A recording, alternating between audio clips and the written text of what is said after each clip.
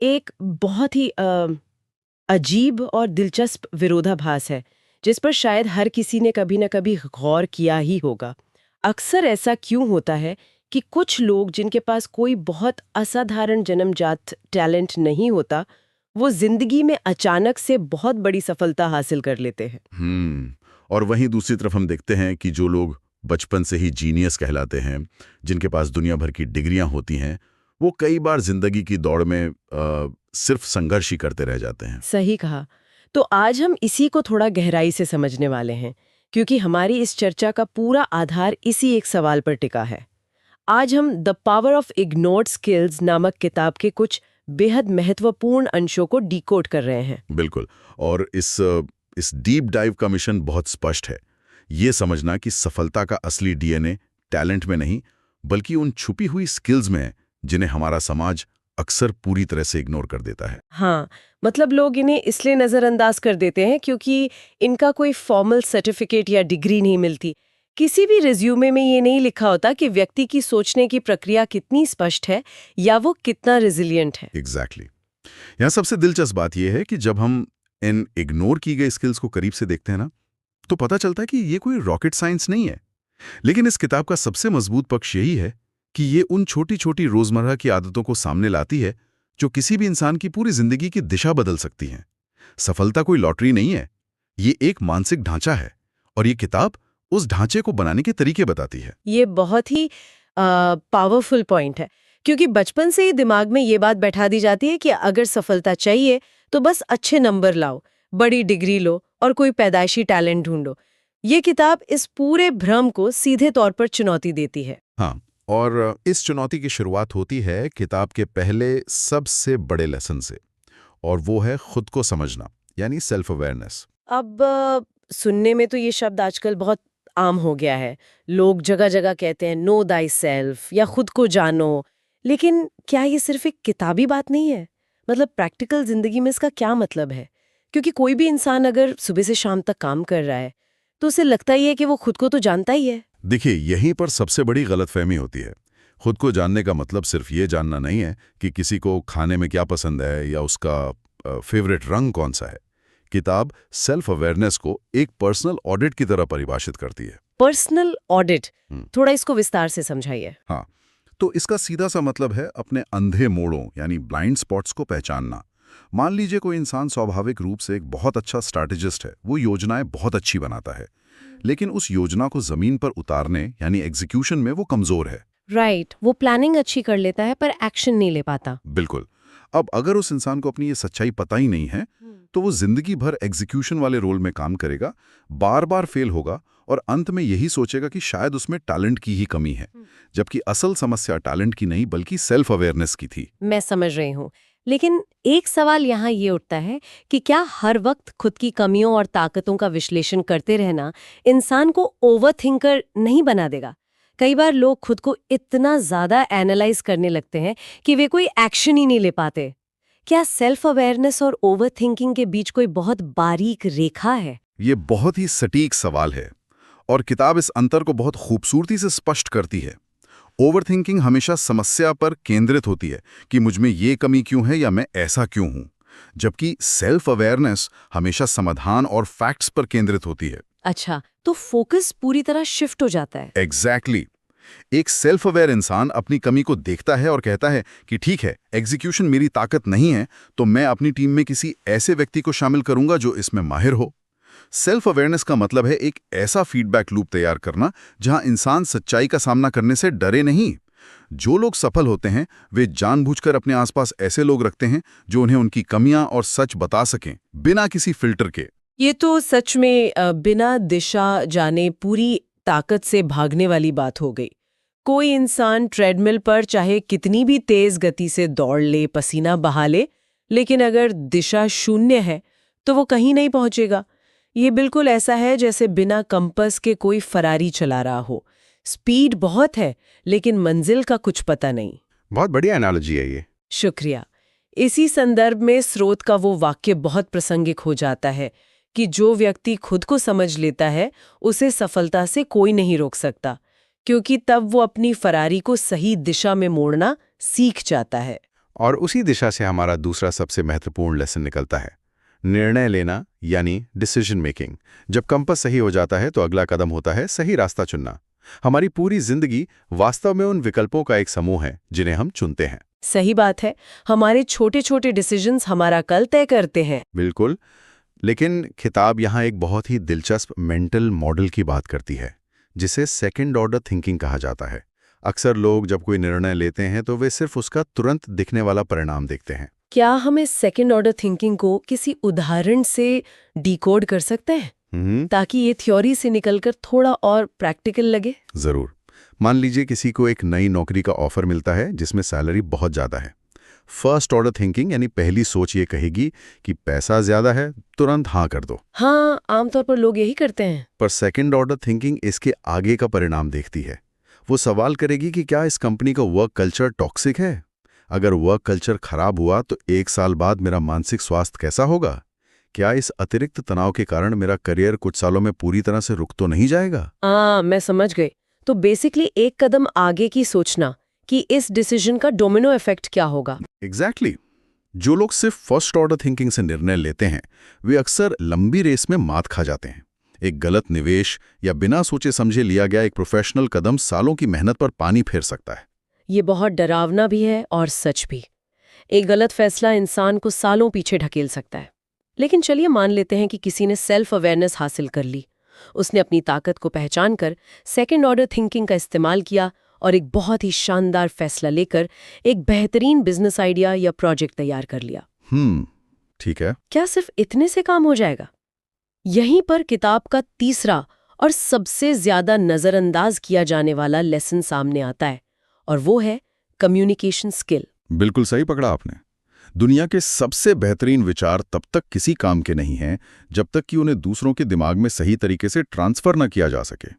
यहाँ ध्यान देने वाली बात यह है कि अच्छे आइडियाज अकेले सफलता नहीं दिलाते। लेकिन यहाँ मैं थोड़ा डेविल्स एडवोकेट प्ले करना चाहूंगी। अक्सर ऐसा माना जाता है कि कम्युनिकेशन सिर्फ उन लोगों के लिए जरूरी है जो सेल्स में है या जिन्हें स्टेज पर जाकर भाषण देना है। क्या किसी इंट्रोवर्ट इंसान के लिए, मान लीजिए एक बहुत ही शानदार सॉफ्टवेयर कोडर या एक रिसर्च साइंटिस्ट के लिए, ये स्किल उतनी ही जरूरी है? ऐसा क्यों लगता है आपको? क्योंकि वो तो अपना काम कर रहा है ना। उसका कोड या उसकी रिसर्च खुद बोलनी चाहिए।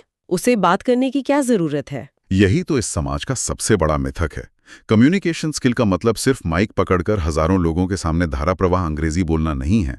इसका असली मतलब है विचारों की स्पष्टता या clarity of thought. Clarity of thought, ये थोड़ा नया पर्सपेक्टिव है। हाँ, क्योंकि अगर वो शानदार कोडर अपनी टीम को या अपने मैनेजर को ये नहीं समझा पा रहा कि उसने किसी विशेष सॉफ्टवेयर फ्रेमवर्क को क्यों चुना है, तो उसका आइडिया कभी पास ही नहीं होगा।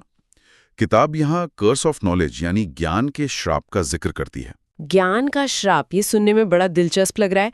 इसका क्या मतलब हुआ? इसका सीधा सा मतलब है कि जब किसी इंसान को किसी विषय के बारे में बहुत गहराई से पता होता है तो वो ये भूल जाता है कि एक अनजान व्यक्ति को वो बात कैसे समझाई जाए। ओह हाँ, बिल्कुल। जैसे डॉक्टर्स अक्सर मेडिकल टर्म्स में बात करते हैं जो मरीजों को समझ ही नहीं आती। सही उदाहरण दिया आपने। वो तकनीकी शब्दों या जार्गन का इस्तेमाल करने लगता है और सामने वाला इंसान पूरी तरह से कंफ्यूज हो जाता है।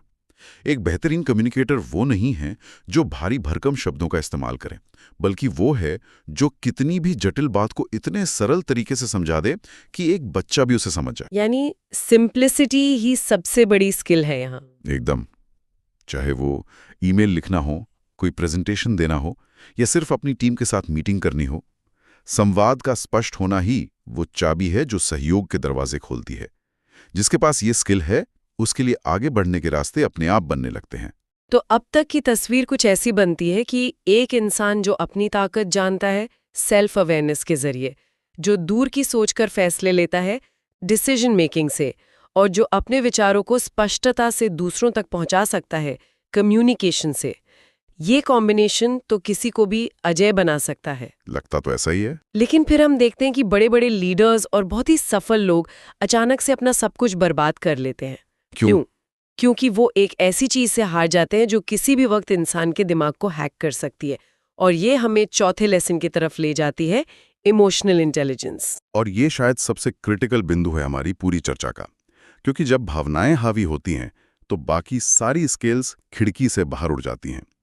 मनोविज्ञान में इसे एमिगडेला हाईजैक कहा जाता है। एमिगडेला हाईजैक ये कैसे काम करता है? इंसान के दिमाग का वो हिस्सा जो भावनाओं को कंट्रोल करता है, वो अचानक से तर्क करने वाले हिस्से को शट डाउन कर देता है।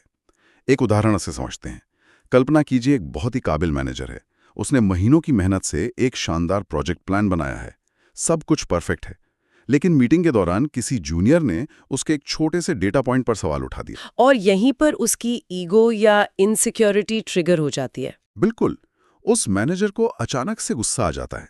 उसे लगता है कि उसकी अथॉरिटी को चुनौती दी जा रही है, और वो उस गुस्से में आकर डिफेंसिव होकर उस प्रोजेक्ट को ही बंद करने की धमकी दे देता है या उस जूनियर को टीम से निकाल देता है। अब देखिए, यहाँ उस मैनेजर की सेल्फ अवेयरनेस, उसकी डिसीजन मेकिंग और कम्युनिकेशन सब कुछ पल भर में जीरो हो गया।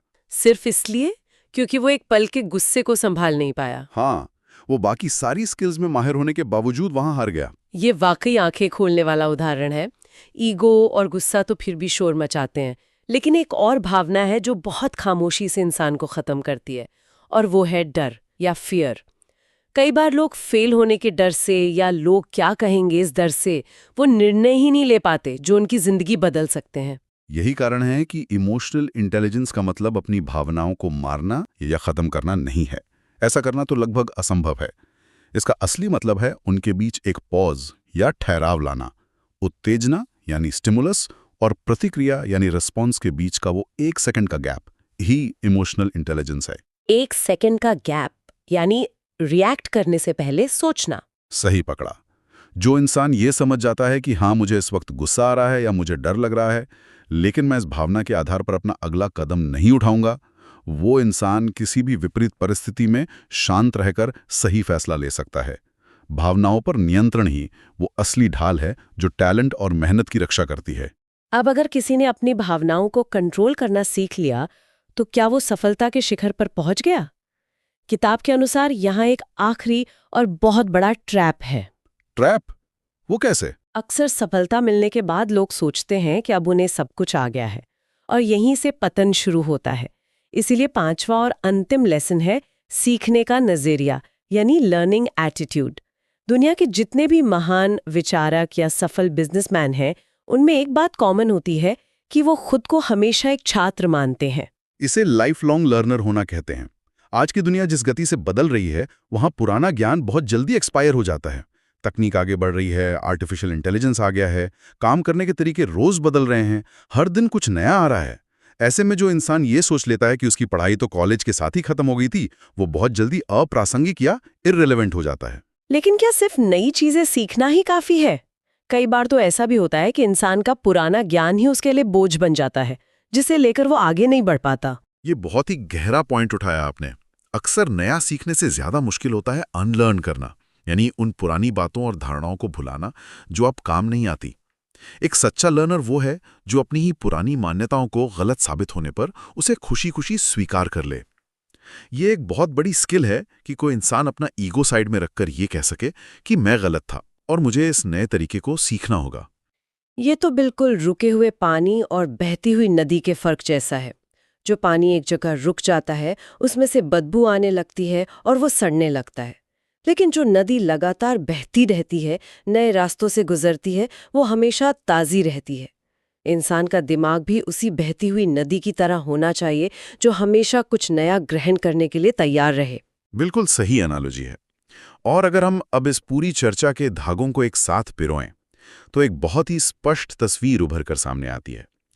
खुद की कमियों और ताकतों का स्पष्ट ऑडिट करना, फर्स्ट और सेकंड ऑर्डर थिंकिंग से निर्णय लेना, ज्ञान के श्राप से बचकर अपनी बात को सरलता से समझाना, एमिगडाला हाईजैक के वक्त खुद को शांत रखना और जिंदगी भर एक छात्र बने रहना। और सबसे बड़ी बात यह है कि इनमें से एक भी चीज़ ऐसी नहीं है जो किसी को जन्म से मिलती हो या जिसके लिए किसी विशेष डीएनए की ज़रूरत हो। एग्जैक्टली। ये सभी सीखी जाने वाली स्किल्स हैं। इन्हें कोई भी अपने अभ्यास से और थोड़ी सी मेहनत से हासिल कर सकता है। होनी चाहिए कि उसके पास कोई गॉड गिफ्टेड टैलेंट नहीं है या दुनिया के सबसे महंगे कॉलेज की डिग्री नहीं है, क्योंकि टैलेंट इंसान को सिर्फ दरवाजे तक लेकर जा सकता है, लेकिन उस कमरे के अंदर टिके रहने के लिए और हर दिन की चुनौतियों से पार पाने के लिए इन्हीं नज़रअंदाज की गई स्किल्स की ज़रूरत होती है। हाँ, और यही इस किताब का सबसे बड़ा मैसेज है। किताब की वो पंक्ति जो इस पूरी चर्चा का निचोड़ है, उसे याद रखना बहुत ज़रूरी है। सफलता टैलेंट से नहीं, स्किल से बनती है। एकदम सही।